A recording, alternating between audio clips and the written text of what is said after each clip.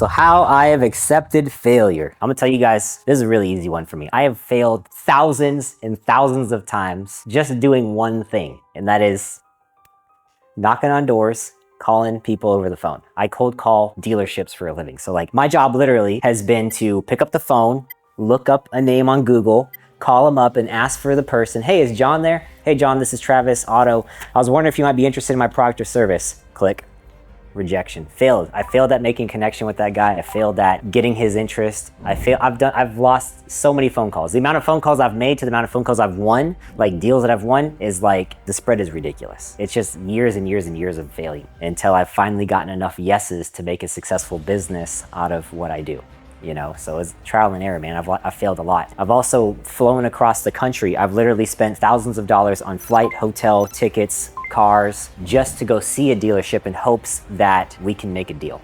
And I've had plenty of them pan out where I got zero in return, besides just a freaking life lesson. I've spent a lot of time getting a lot of failures, and how I've dealt with them is that I know that I'm only one yes away from changing my life completely. That's where it comes down to. Like, I've realized that I get all the no's out of the way, because you're gonna get no's no matter what. You're gonna get failures no matter what. But if you get those out of the way and you find that one yes, that's a game changer. And you only need so many yeses. You might need, to really be successful, you might only need one yes. So if you only need one yes, you just gotta find it and throw out the no's. But I've been very fortunate to get a lot of yeses throughout the years, which is why I'm standing here right now. You can't take it personally, man. I mean, basically you've gotta put yourself out into the world no matter what. Like if you don't go out there and introduce yourself or shake someone's hand or knock on a door or make a phone call or, you know, just put yourself in a new environment, then you're never gonna get the opportunity to grow. And, you know, and so that's what I've just learned to deal with, that if I wanna grow, I gotta get uncomfortable, I've gotta do shit that I don't wanna do, and I've gotta get rejected by people. And eventually you find the right people who like you for you and who wanna listen to you and wanna help you and wanna work with you and who wanna uplift you. So I'm just looking for people who like me, for people who wanna work with me, for people who I can provide value to. If I can provide value to somebody,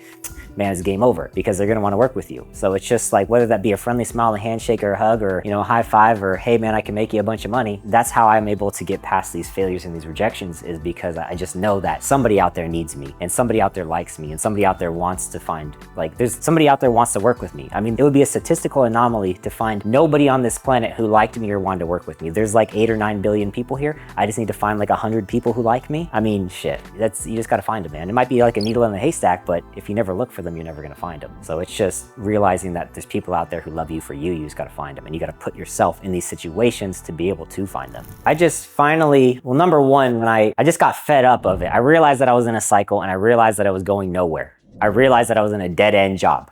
Like, my job I thought was gonna take me to the moon. It ended up, there was a very low ceiling. And I was like, fuck this. I can't be like this for the rest of my life. Because I did that for like 3-4 years. I was just completely miserable. I knew it. I was miserable. I didn't like what I was doing. I hated it every single day. But I just went in, prayed, and hoped for the weekends to come sooner, got drunk, and did it over again for years. And the final straw was I just got pissed off. I was pissed off at myself. I was pissed off at the place I was working at. I was making a lot of money though. I was making like $150,000 a year salary. Like, it was an easy job. I just fucking hated it. And so I had the final straw, and I was just like, all right, I'm done. I don't care if this doesn't work out. And this is the one thing that really, really spoke to me, actually. This was the aha moment that clicked in my head, and what made me give up everything. Made me give up $150,000 a year was because I went home and I was looking around at where I was, and I was talking to Sarah, my fiance at the time, and I was just like, man, like, I don't really want anything that we have. I don't really care about, we had a nice house. We had $1 million house. We were making good money. Like, we had a nice life. We had friends, we had family around us, but I was like, I don't really want anything that we have. I don't want the house that we have. I don't want the car that I drive. I don't want to live where I live. I don't want to be in Vegas for the rest of my life. I don't want to work at the job anymore. And I was like, why am I afraid to lose all this shit that I don't even want? And that was the aha moment. I was like, man, I don't want any of this stuff. I don't give a fuck if I lose it all. I could lose everything. It doesn't really matter because I don't even want it. And once I knew that, then I was like, I'll take any risk there is out there because I don't have anything that I want. So I quit my job. I went from 150 down to 0. And then I started my business because I was like, dude, I can probably do this. I can figure this out. And for the first year of my life, I made like, I think my first year in business, I think I made like $6,000. Like, I made like no money, you know, but the next year after that, I went up and up and up. And now I'm at where I'm at, where I make more money than I ever made in my entire life. And so it was just taking that risk and realizing that, number one, I was in a cycle. Number two, I didn't want anything that I had. Oh, so therefore I wasn't afraid to lose it. You know, like if you got a freaking, you know, needle in your leg, you're not gonna be afraid to lose the needle in your leg. You wanna get that shit and let it go. You know, that might be a bad example, but yeah, that's what it came down to, realizing I didn't want anything that I had and that I could go get what I wanted. And so once I took that risk on me, I said, I don't care if I have to sleep on the streets or in my car. Like Sarah she gave me 100% of her support. She's like, you can do this.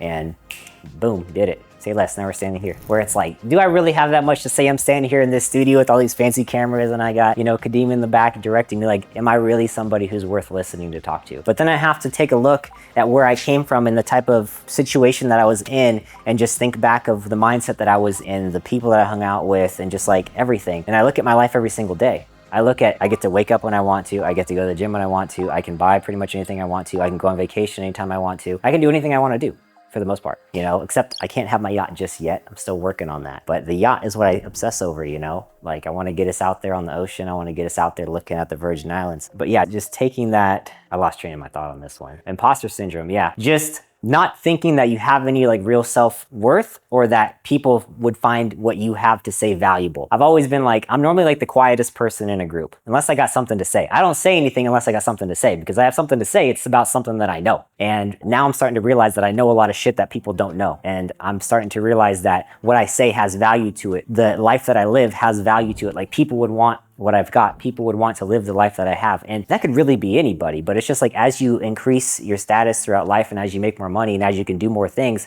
you got to realize that most people don't live like this. Most people don't have the opportunities that I have because I've created them for myself, right? Like I put myself in these positions to be able to have this lifestyle. And so just realizing that, what I have is valuable makes it really easy for me to not have imposter syndrome. But even then, it's still like, is what I'm saying valuable? And like, that's what I want to do. I just want to be valuable to somebody. I want to inspire somebody. I want to give somebody a piece of knowledge or information that just like is a game changer for them. And they're like, oh, fuck, that's what I needed to hear. So that way they can get out of that NPC lifestyle and they can freaking come out into the real world where life really begins and live a true, meaningful, adventurous, fun life. Like that's what I want to help people do. I felt like you, I would have to ask you more questions like what has got you feeling so inadequate? I have to ask you like, what is it in your life that makes you feel like you're inadequate? Is it your knowledge? Do you not know enough? Is it your job? Do you feel like you're like a freaking ditch digger and you just have no value to the world?